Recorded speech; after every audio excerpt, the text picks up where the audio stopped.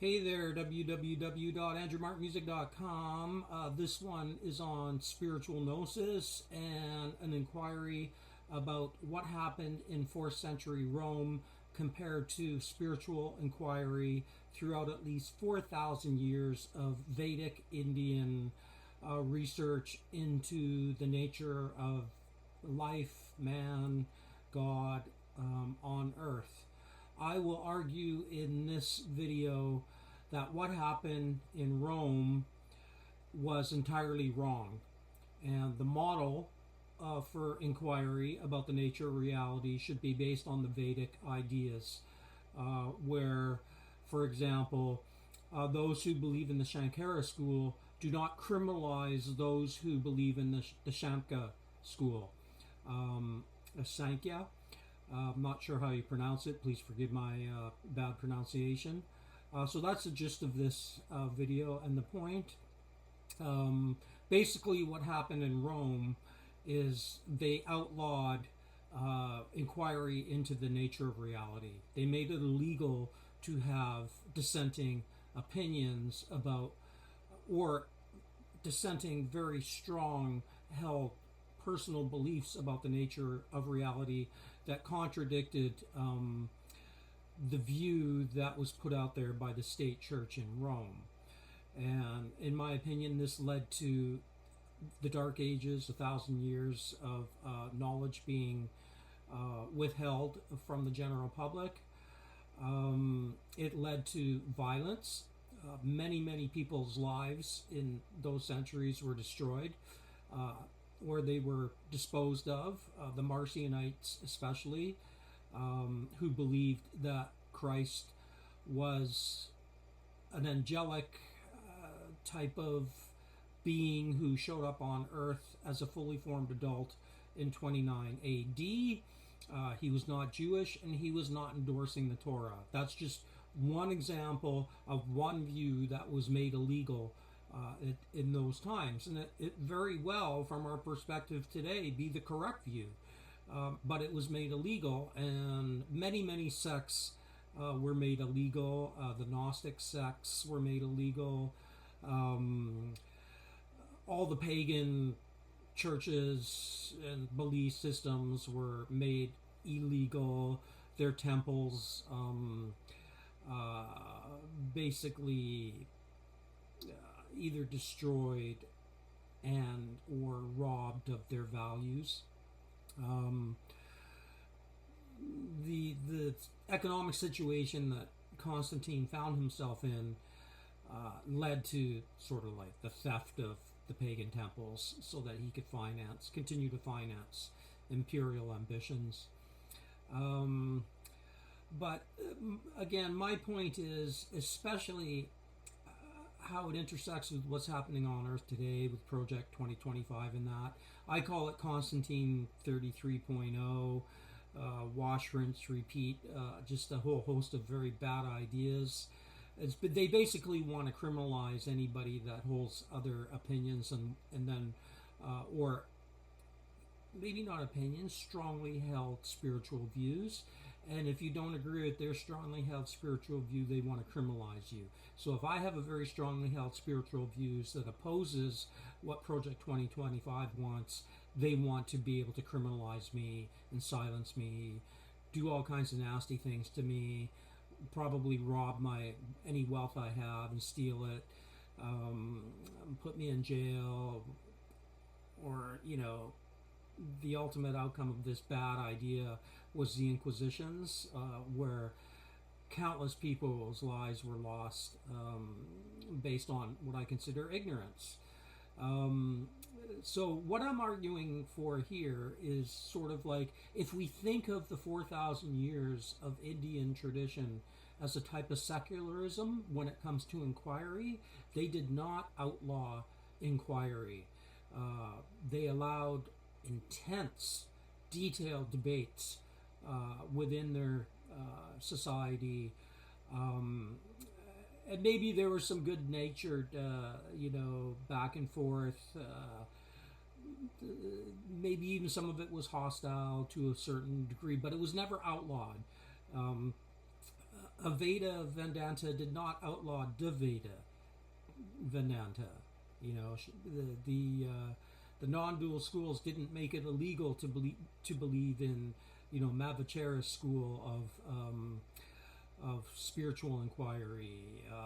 They didn't even illegalize the Northern Sant Mat school, who are very much like Christian Gnostics, and reject the authority of the Vedas. They didn't outlaw that school, but the comparison is that a very similar school to Sant-Mat, the Northern school in Sant-Mat, that rejects the authority of the Vedas, is the Christian Gnostics, and we were made illegal. You know, it was anathema. We were turned into heretics. Our lives destroyed, and this is very relevant today because the same power structures want to, you know, silence all dissent, and these are basically, if you analyze it through a linguistic lens, what we're talking about here is there's people that don't like the words I say, you know, and because they don't like the words I say, they want to make it illegal for me to say these words, and along with that, some words can invoke a reaction emotionally in other people. So some words will cause some people to have hurt feelings. Like my words might be hurting Ben Shapiro's feelings. And because he has hurt feelings, he wants to make what I say illegal. You know, this is insane. Words and feelings should not be criminalized. The inquiry into the nature of reality should not be criminalized. And along these lines of inquiry or assertion is economic today. It's a very, very important issue, especially those who are dissidents when it comes to economic theory and inquiry and assertions that go against the mainstream views of economics, which I believe are toxic, leading to not only the destruction of certain societies, but also the normative view of economics today is increasingly toxic towards the environment. And we should be able to criticize the economic structures without fear of retribution. And for myself as a Christian Gnostic, I want to be able to freely criticize Judaism and have them be able to criticize my Christian Gnostic view. And this could be, in a healthy society, this would look like maybe a disagreement between Samkhya and a Veda, you know. So, yes, I should not be criminalized for being critical of Judaism, which I believe is fundamentally racist, supremacist, toxic to society, their own society and others, and no good result can come out of a system that's based, whose foundations are toxic. Now, this isn't to say that there are not schools of Jewish people or Judaism that have tried to address the toxic issues, and I'm all for them. Anybody within Judaism that wants to, you know, sort of take on that beast and deconstruct it and come to a saner version of Judaism, I'm fine with that. But that's sort of missing the point. They should not be able to silence me as a Christian Gnostic for my deeply held beliefs. This is supposed to be a secular country, and the law should not be policing words or feelings. And yeah, I mean, the only caveat I could add there is, if someone is blatantly espousing violence to another person or a group of people, that is wrong. Okay, but there's laws already in place for that. You know, assault, it's criminal to assault people. It's criminal to murder people. We don't need thought police laws. We already have laws in place for bad actors who are gonna, you know, cross reasonable thresholds about, you know, behavior and the nature of inquiry. The nature of inquiry into very fundamental and important aspects of life. So this is the end of 2024. I'm now sort of going to divide my blogging into spiritual gnosis videos and my more secular guy with an opinion series. I just did one on the King's Speech. I'll post that along with this one. And that's basically where I'm going to head in my blogging in 2025. And yeah, so that's it. Freedom to inquire about the nature of reality without fear of retribution for your words, and whether your words hurt somebody's feelings should not be illegal. That's really what it comes down to.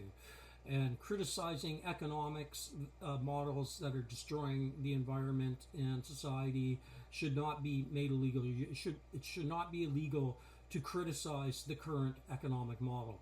Okay, so that's andrewmarkmusic.com on a comparison between 4th century Rome and Vedic civilization. I'm on the side of Vedic secularism when it comes to the nature of inquiry, and we allow all debate, and no debate should be criminalized. That's it.